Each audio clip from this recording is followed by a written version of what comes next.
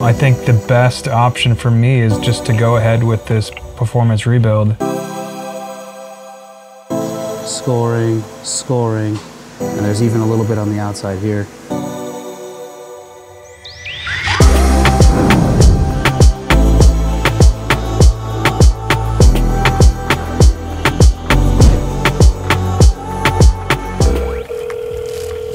Thank you for holding. This is Zach. Zach, what's up, man? It's Jason.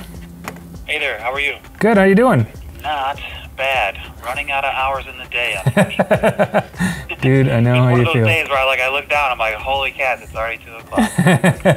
I feel you, man, I feel you. Yeah, I texted you a couple times and I figured you were busy, so I just wanted to give you a call and kind of get moving on this thing. Think, you know, my options are I buy a used engine and then I sell the thing and I get something new or used or a new car or whatever. And so I looked at a few cars and I just keep on going back to the GTIs. So I think the best option for me is just to go ahead with this performance rebuild and get it done right. Because I mean, otherwise I go back to stock and that's boring. And True. So a stock life is a boring life. Yeah. I like to go with the I call it OEM plus. You know what I mean? you don't want to get something that's like so whacked out that it's undrivable on the street. Right. Right. You can make something better. That's the best way to go. Yeah, I mean, I guess I got a few questions about, like, I know this, you said, are these all forged parts that are going in there? There's no kind of, like, brand, or it doesn't say forged on the estimate or anything. I just want to be clear on that, I guess. They're all forged. I mean, technically, they're forged from the factory as well. Okay. At this point. I guess I was going back and forth with the guys. The only real question is, can we machine the crankshaft to repair it, or are we replacing that crankshaft because it's too damaged? Yeah. Yeah, I mean, because I saw on your post that guy's like maybe rebuilding. Go get a used motor and use that as your core, for lack of a better term. Yeah. To rebuild, but I mean that's still like a shot in the dark. You know what I mean? Because you want to get a core motor that's already damaged. You know what I mean? This is sort of again where we keep coming back to the. I call it like the devil you know is better than the devil you don't. Yeah. We know what we're up against now. Let's get her fixed right, like you said, and go from there. And the crankshaft, are you talking about replacing that? Yeah, so like, just to be clear, just because I don't know exactly when you posted, or when you actually took the video from that you posted yesterday on Instagram. So the thrust washer is the part that's broken. Yes. And that rides on the crankshaft, not the camshaft. Okay, yeah, so I have it totally wrong. Yeah, okay. I think 99% of the people who watched that video and have been following this progress knew what you were talking about. So right. I didn't mean it to be like offensive. Like no. Double check you or anything. No, and a couple of people corrected me, and I was like, "Thank you for correcting me," because I don't know. I mean, that's the whole thing with this video. I'm just letting people know, like, hey, I don't know much about this. I'm learning as I go. So, and I like that real part of it, and so yeah. All right. Yeah, I'd like to move forward and get this started. All right, man. We're gonna start tearing into this, and I think what we'll do is I'll just update you sort of as we progress. Yep. And what that looks like as far as timelines, costs, changes, whatever that is, and then always keep you in mind for swinging by to do some filming. All right, cool, man. I appreciate it. Yeah, just shoot me a text anytime. Okay, cool. All right, thanks, brother. That works, man. All right, good. Talk to you later. Thanks. Bye. All right, bye. Headed down to see the GTI. It's been a little more than 3 weeks now, where we made the decision we're gonna go ahead and rebuild the motor, but of course, there's more bad news.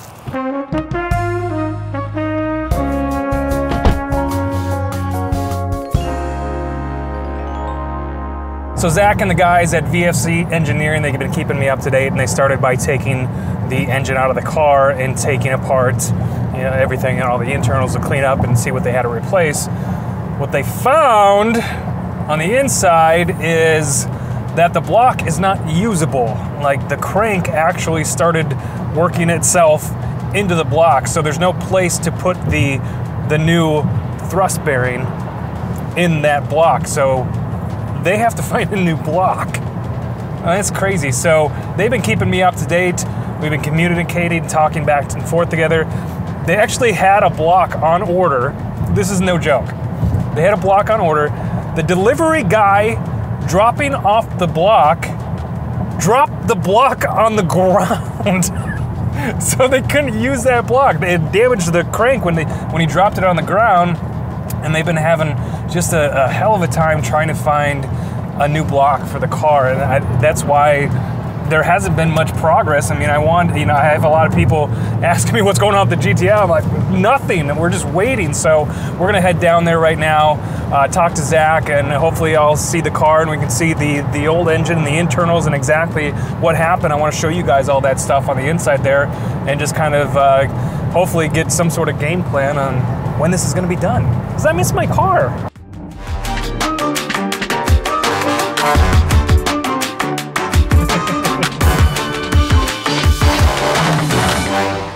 You want to take a peek? Yeah. I cleaned everything up and got it all presentable, so. Okay.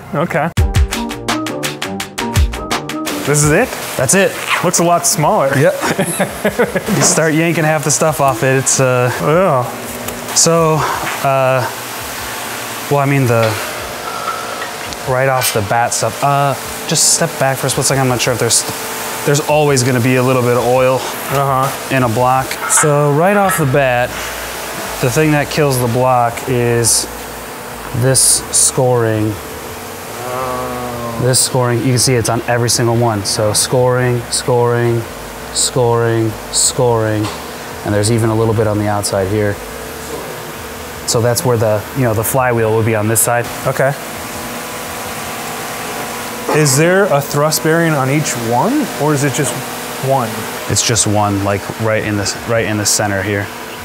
And on this particular application, it's on either side of the crank, but not on the bottom side of the cap.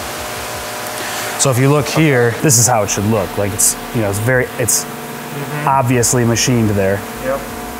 But in some other applications, this center main bearing will be incorporated with the thrust bearing. This car is separate.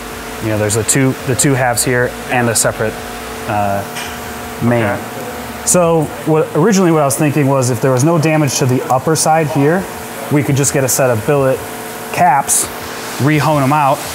Oh, this is the rest of it? This is your entire, aside from this shelf, this is your entire engine. Oh, wow. So these are the caps. So this is machined in from the crankshaft. That's literally the crank running into it. So where am I? 1, 2, 3. So yeah, so this one, you can see there's no relief down here, you know, because it's not a 360 bearing. But on this side, this one is the one that has the most damage. There's actually... That's all wear there? Mm-hmm. Yeah, and you can see it got into the bearing surface and just totally chewed up the bearing as well. That's just like, remember how I was saying in the first video where basically everything is gonna have to get cleaned, you know, either resurfaced or touched in some way because that metal debris is just everywhere through the engine. You know, it's just it's like a sandpaper effect almost, right? Yeah. I was a little surprised to see how much bore scoring there was. Bore scoring. Yep. Is that from all the metal fragments and everything? It could be just lazy machining, but you see all of those marks down there. Yeah. You know, there should be a nice like weave pattern. They call it like a crosshatch. Yeah. You don't even really see the up and down scoring. That up and down bore scoring is bad. So this is, you know, piston connecting rod. Yep. The side skirts here, they come with a anti-friction coating on both sides. Looks like it's worn off. Yep. And you can see some of that matching scoring on the piston. It's not terrible, but you know, you only have what, like 70,000? 70,000. Yeah, 70,000 miles. I mean, it's definitely not the worst failure we've ever seen here. So that easily rectifiable, right? The surprising wear, I mean, obviously with the mains being worn, that sort of necessitated replacing the block and the crank. Yeah. But you can see that there is similar, this is the cam girdle, I'm holding it upside down, so, or the valve cover. Okay. On this car, on the bottom? it would be on the top, on the top of the cylinder head. Okay. Yep. On this car, it's called a cam girdle, not just a valve cover, because the camshaft is actually held down by the valve cover. There's no gasket here, it's just a sealant. Yeah, the PVC sealant or whatever it is. Yeah. So you can see that there's some scoring here in the camshafts. Yep. I mean, even if you take your finger, you can feel it on your fingernail. Oh yeah. Yeah. So there's scoring on the cam cover as well. Not terrible, you know. I mean, I've seen worse, but yeah. Surprising for a 70,000 mile street engine. What I think is more likely the culprit there is the debris from the camshaft has been circulating in the oil, and it's just basically like having sand in your oil. Yeah. Yeah, because I feel like I've been feeling that for a long time. These are the race bearings that we use. So this is actually made from a stronger material, and then there's a coating that's put on the wear surface of the bearing. These are ones out of my race car. Okay. And they have probably 40 hours of racing on them. Wow. I would put that the equivalent of like 100,000 miles of street miles, right? So I mean, they're very similar. Obviously the color changes with heat. Right. So that's why this one's a different color than this one. But you can see there's a little bit of wear into the coating, but nothing down to the bearing. That is purely because of, you know, good oil quality. Obviously there's not a bunch of metal rolling around my race engine, hopefully. But if we look here, let's see. What's your race car? This guy, yeah. 944? Yep. So like looking at this bearing, if we wanted to make it like 100% side by side. So there's no coating on that at all. From the factory, there's. Do they come with it or no? No. And what does that coating do? What does that help? I mean, does it just help friction and everything else? Frictional losses. So like these are actually, you know, TSI mains. Okay. So, yeah, because it's where the oil comes through. So that's why there's holes here in that groove. That's how the oil actually enters the journal. And those just withstand a lot more power and everything else. Not necessarily power, it's heat and pressure.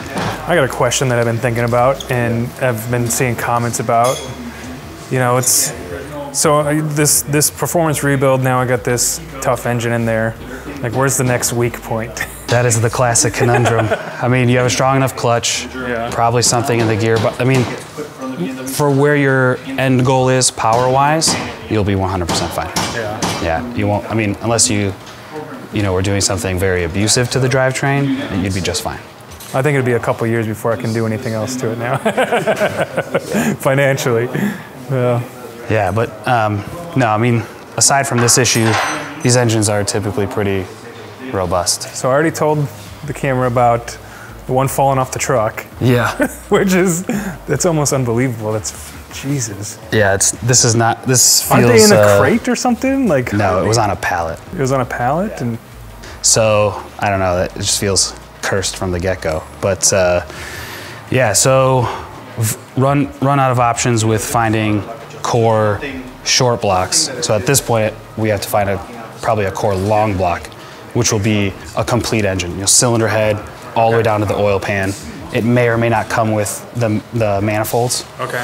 But I had one guy actually reach out to me this morning that is looking in his stock, because his stock shows that he has a short block. Okay. Which will be nice, because then we can just reuse the majority of the stuff from here. So yeah, there's more damage than expected, but that sucks. So now we just play the waiting game? Unfortunately, because even if we wanted to just, you know, because obviously for giggles, I called Volkswagen. I'm like, how much for a brand new one? Let's just, and how much was that? Well, it was 12 grand just for a brand new one from Volkswagen. But they're on a 4-month That's the whole engine, delay. though, right? Whole thing, yeah, whole thing, with the same issue that this one has. Yeah. No thanks. Yeah. But the real problem, in my opinion, is the wait. It's a 4-month lead time. So what's the plan for the new thrust bearing? How does this not happen again? We're gonna pin it. So what we can do is, I'd have to go get one. But what we can do is we can literally forcibly pin it to this main, so it will never fall out. And that's the problem, it just fell out, or was it wearing? I think well, at this point it's hard to, it's a little bit of the chicken and the egg, like what happened, did it fall out or did it wear out? You know, the one, because of the way it's designed, where there's one on this side and one on this side and nothing on the bottom to support it, what likely happened is you wore through this side, and then there was all of that movement in the crank, so then the crank just shifted this way and this one fell out into the, that's why we found it in the pan, and that other one was all, you know, mangled. Okay. Is there any, I know when we first talked, you talked about the clutch, and the reason it happened is because the clutch is engaging and pressing on this. Is there a different type of clutch you can get that doesn't? Yes, so I was talking with South Bend. Okay. Based on the power levels that you were running, what I think what I'd like to do is reduce the clamping force of the pressure plate and then just use a stronger friction material of the clutch. That way there's less pressure on the crankshaft itself, but with the higher, you know, gripping force basically of the friction material, you can still hold the power level that you want to run. Would you recommend that for anybody doing like upgrades on their stock? Probably, yeah. Engine to do that? Yep. Is that something you do with the clutch that you, I mean, you could do that with my clutch that I have here. Yeah, you just send it right back to them. Okay. They refinish it, so I don't want to touch it. Yeah. Oh, this is my clutch? That's yours.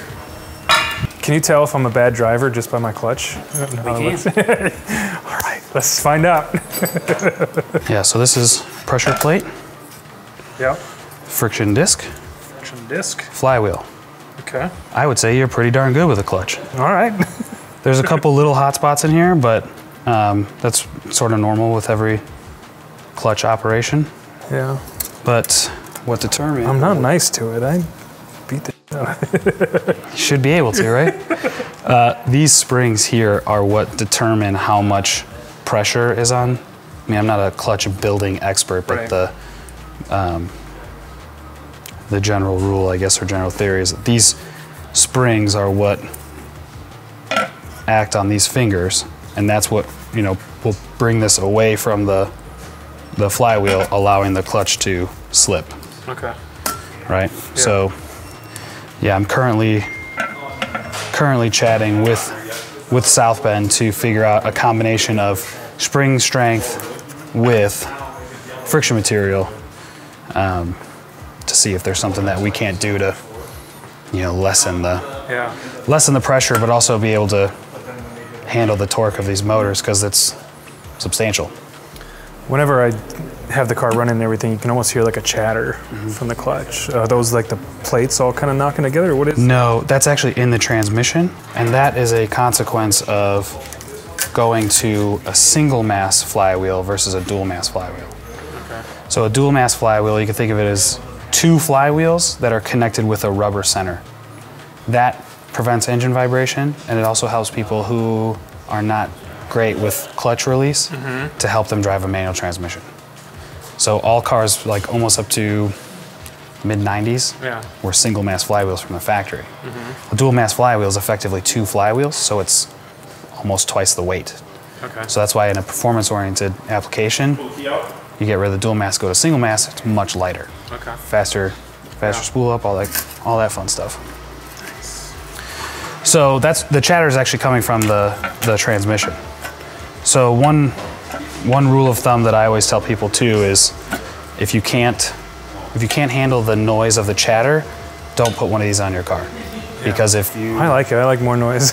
Well, but if a lot of people will sit at stoplights with the clutch pushed down because they don't want to hear the chatter, and all that's doing is literally ramming the crankshaft into the thrust washer. So I've seen failures happen because of that as well. Yeah, I don't mind it, but yeah, every once in a while I'll get people like, is there something wrong with your car? I'm like, no, that's normal. And it gets worse when it's hot, it gets worse with the AC on. So yeah, that's in the transmission. But yeah, so that's where we stand. I got a couple leads on stuff coming today. I have 2 core motors coming next week. So as long as they pass QC. All these motors are you getting, do they just send them to you and then you just send them back, or like? That's the way we do, like with any sort of, even not like a performance build, but like if we're just doing a regular, because a lot of these early 2-liter turbos suffer from timing chain failures. And so a lot of times, like if it's just a Tiguan or a Jetta, they're just like, yeah, toss a junkyard motor in there. But I can't, I have to sleep at night. I can't just blindly toss one in there. Right. So we always pull all the covers off it, pull the oil pan off it right away when it gets here, before I sign any paperwork, before any money is exchanged. It gets thoroughly inspected first. That's good to know. All right, well, cool, man. No, I appreciate it, man. Yeah, absolutely. Do I get to keep this stuff, some of this stuff afterwards? It's not mine.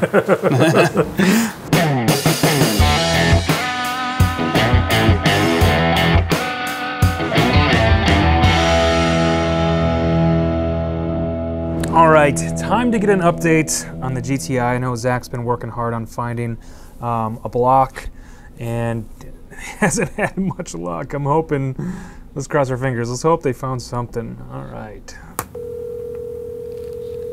Hello, this is Zach. Zach, what's up, man? It's Jason with the GTI. Hey, how's it going, man? How you doing? You know, the usual. That's awesome. I assume you got my email with the latest update? Yes, and I'd like to talk about what our options are. What's going on and. So, as you know, the very first attempt that we had sort of to get a new short block had a shipping issue, and so I resorted to just buying long blocks. So what I mean by long block is that's basically from the oil pan to the top of the cylinder head. It comes as a complete unit. So okay. I had to go that direction just because I knew we were planning on either refurbishing or reusing a lot of the original parts of your engine, but in order to, nobody was willing to split up the rest of the parts and just give me the block and the crank type deal. Okay. So we were, going down that avenue, but unfortunately we haven't found one yet that is in a position to be rebuilt or even refreshed. A lot of the core or salvage engines that we have found have basically been in the same condition that the engine that we took out of your car was. Okay. So really, that's crazy. Yeah, and like to say that I've like reached the end of the road is, I feel, a little bit of an understatement, because I've even reached out to other shops. There's a couple VW only salvage yards that I work with. There's like one off in New Jersey. There's another one on the East Coast, and there's one in Texas that I work with. And that's basically all they do. Somebody gets their, 2015 through 2020 GTI, Jetta, what have you. And if they total it, like from a body standpoint, they part out all the mechanicals. And it's not like they have stuff that we've brought in that they, that we deem is not of a good enough quality. They actually don't have any engines available, period. That's crazy. Crazy. I'm a little miffed that it's a little hard to find, like a full. So at this point, I think the only thing that we could do is get a full core engine. Okay. And then possibly build that one. I'll say the only complication with that is that a lot of the. So I've acquired a couple engines. Yeah. One was just like your pretty standard, 50 to guess it mileage eBay motor for like $2,500, $3,000 in that range. But they're coming with severe metal deposit issues already. So what are my options, Zach? Man, I think honestly, if you wanted to go ahead with the performance build, we would have to buy a core engine that's guaranteed. Mm-hmm. So what that means is there comes a hefty price tag with that. Because all those salvage yards and stuff, they know what they have. So this would be like a fully working engine, almost as if we remember when I sent you 2 quotes, and there was the one for the performance build, and then there was the one for just putting a good known used engine in. It would be like piecemealing parts of that second quote and then adding that on top of the performance build. So I don't know. Totally not expecting you to make this decision right now, but I think from what we talked about from the initial like budget standpoint, I think this would drastically change that, to say the least. I don't know. I feel like this is kind of like a sign of like maybe I shouldn't do this, you know, and start with something different. I don't know. I mean, I can't putting more money into this. I mean, the build, the performance build is already enough. I just can't imagine putting that much more money into a car, putting more money into the engine than what the car is actually worth. So, all right. So I got some stuff to think about, I guess. Yeah, and I would say that, unfortunately, that is sort of the base of this conversation, is that this has now reached the point where I think, from a financial standpoint, it'll tip the scales to make the decision for you. Right. You know what I mean? And I have those used engines available readily, so. So we can put a used engine in there and save some money and just kind of get out of this and sell the car, I guess. I guess that's what I'm looking at. I mean, because I don't want to drive. I feel like it's dangerous to drive on a stock motor now. You know, like it's not a matter of like if it's going to happen. It's like when it's going to happen again. Right. You know what I mean? So the couple of cores that I have are, I would say, like recently broken in. So they only have about 10,000 miles on them. Okay. So, you know, yeah, I get where you're coming from, and I feel like a lot of these issues from the crankshaft damage standpoint I feel like it's hit or miss, man. You know what I mean? Like, obviously I can see what's inside those engines, but, you know, I have clients that regularly do track days and stuff like that, and they have similar or more aggressive clutches. You know, I don't think that there's any sort of like big red flag or, you know, the smoking gun, so to speak, but I agree sort of with what you're saying. I mean, you have what I would consider to be standard modifications that should be more than, you know, this engine should be more than sufficient to hold that type of stuff. You know, because of the history that we see here, it becomes a little bit of a chicken or the egg situation. I don't know if certain things caused this, or if this was already on the way out and then it's just a matter of circumstance. But I think to get this wrapped up and not have it be like this crazy build process, you know, because I don't really think that's what you were looking for. Right. In the beginning, this was sort of like, let's get this fixed, and if we can do some cool stuff along the way, great, let's do that. But now we're essentially talking about like a full build. You know what I mean? And I want to make sure that I'm servicing you correctly as a client, and that you get the product at the end of the day that you want. But like I said, I am. I loved the car, man. I enjoyed driving it, and I appreciate everything that you guys done over there. I know you've been working your ass off trying to find something suitable to put in here. So I really appreciate it. You guys have been awesome.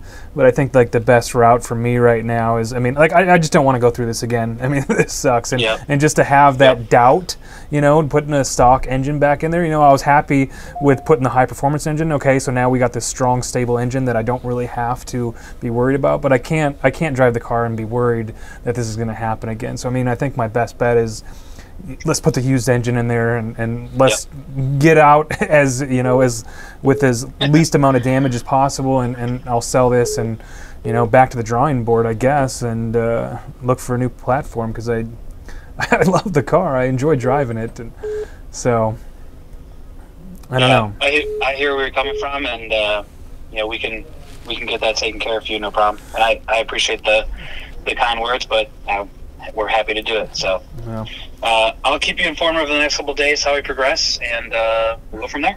All right, thanks, buddy. No worries, man. Talk to you soon. Cool. Well, not good news. I mean, that sucks. You know, they've been looking for what? It's been 2 months now that they've been looking for a core and haven't found one suitable for the car. And I appreciate that, you know. We're kind of the same service here. We want to do the best quality work we can. And I had a couple quotes for this, you know, and they probably would have just taken any core and just made it happen. And, you know, you get the guarantee, the 6,000 mile guarantee or whatever it is they give you, and you're good to go. But, you know, I don't feel comfortable putting in a stock engine and continuing to drive this. I mean, I think it'd be all right if I put the stock clutch back in, but you know, this car, I wanted something that I could build, I can modify. You know, this whole journey of me modifying new cars, I'm new to the like enthusiast car world, and I want to learn as much as possible. Really enjoyed the car. I took it out of the track last year and just had a blast with it. And kind of addicted. I get it. You know, it's like I want to drive the car. I miss the car, but I wanted to make this my daily driver and my track car. I don't think that's possible, so I think I got to go back to the drawing board. I think I have to reevaluate, you know, what I'm looking for. I mean, I want that project car. I want that fun car that I can be able to take out on the track. But I have a long drive. I mean, I drive, you know, 150 miles a day. And so now it's looking into getting a sensible daily driver that's reliable, whatever suits my needs. And then maybe we get a project car that I can just go all out on and just have that as my track car and not daily drive it. So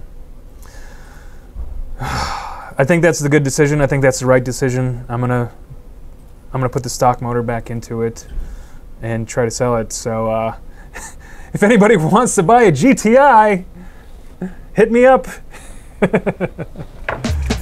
Ugh.